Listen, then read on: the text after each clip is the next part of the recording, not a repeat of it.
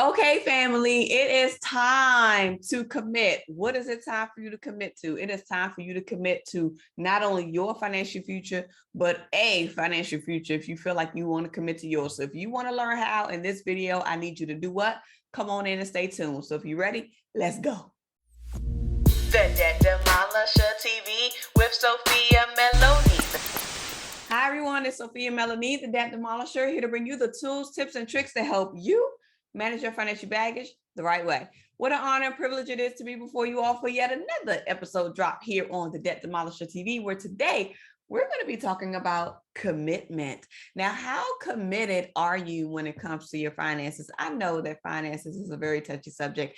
I know that we all may not want to talk about it. I know that we all may not want to be transparent about it. But here's the day for us to have this conversation and for you to face the truth of where your commitment lies inside of your finances. So we know that finances are designed to help us live a better life, right? It's designed to get us to a space where we can have experiences in life. But what we fail to often sometimes do is commit our resources now so that it can be available to benefit us in the future. So how can you determine if you're committing to a financial future? How can you determine if you are committing to your financial future in the manner of which you would like it to support you in the future? So here's what I want to ask you. Are you paying yourself first?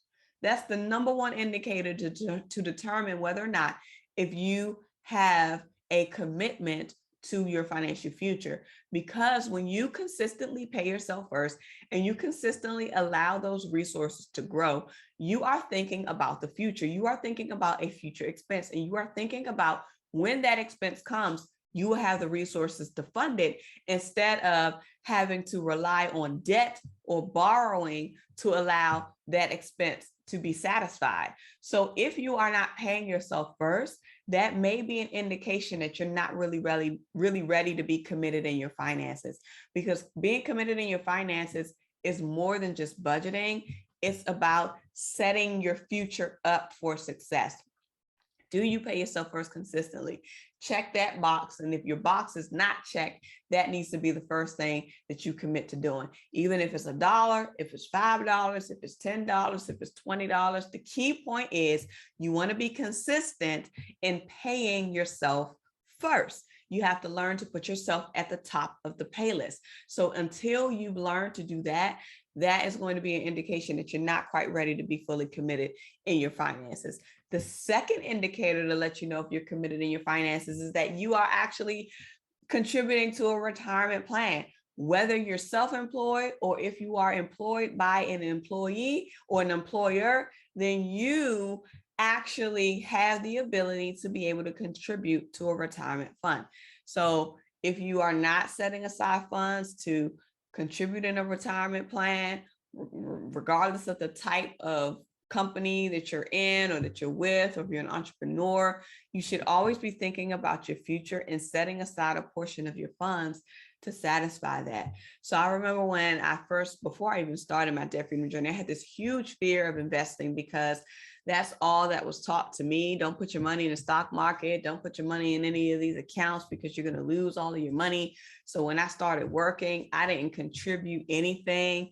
And when I started contributing to it, I think it was like later on, like more so later on in my career. And I was encouraged by one of the HR specialists to basically say, hey, why aren't you contributing to your retirement? And that fear of what I was told so many years ago stuck with me. And I was encouraged to just start small, to at least just start small to be able to get some matching. And I did that. And the money did grow. And realizing and seeing that there was growth and opportunity and potential in this actual investment vehicle, that allowed me to get over my fear and also get over the lack of the commitment that I had prior to begin to say, okay, you know what? I'm going to start investing. I'm going to start setting money aside for retirement purposes.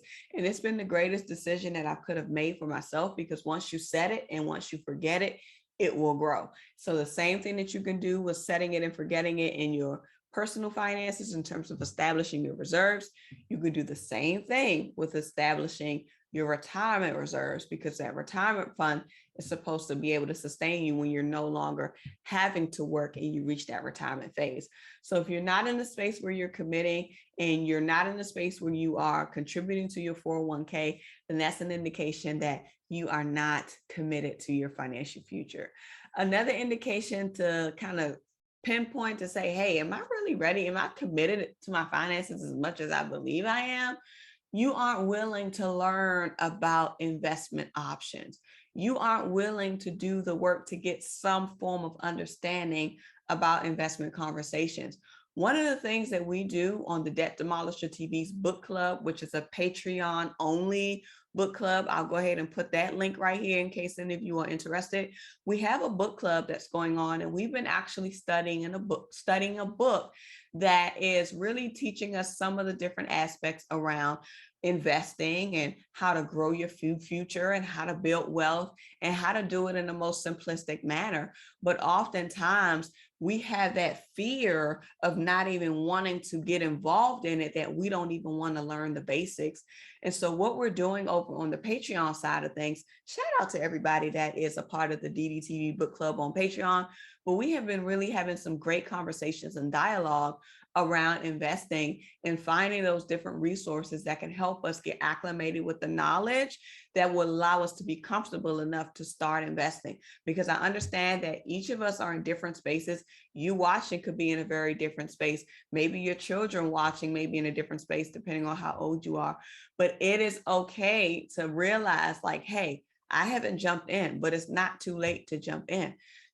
Any form of investment is better than no investment at all. So despite if you're 50, if you're 60, if you're 70, if you're 80, as long as you are willing to set a process aside to allow those resources to be able to grow for you, to get into that space of choosing what your asset allocation should be, even with the help of systems and softwares, that's possible and that's available.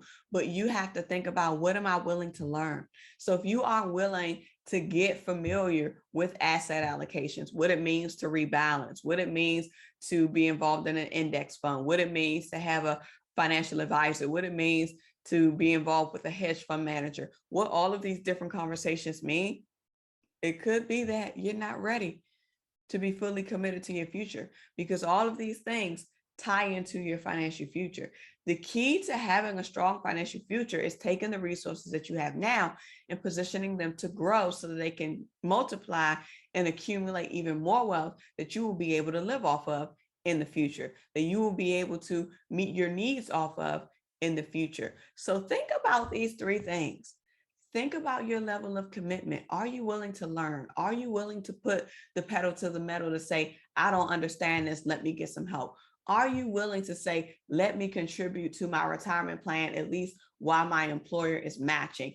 Are you willing to say, let me go and make sure that I'm paying myself first consistently so that I can set it and that I can forget it and that it can grow and it can be with me in the time of need? How many of you are willing to build your ark today? Put that in the comments. I am building my ark today. If you are building your ark today, then that means you are doing these three tips, these three keys that I pointed out to you inside of this video. And I want to make sure that you are going to hold your feet to the fire and do exactly what you are committing yourself to do in order to build your financial ark. Remember, your financial prosperity awaits you, and so does your financial sanity. You already know what I'm going to tell you to do, and that's what? Get to work. All right. Bye. Welcome to Wealth and Wellness Wednesday. You already know. The Debt Demolisher TV with Sophia Melone. The Debt Demolisher TV with Sophia Melone. The Debt Demolisher TV with Sophia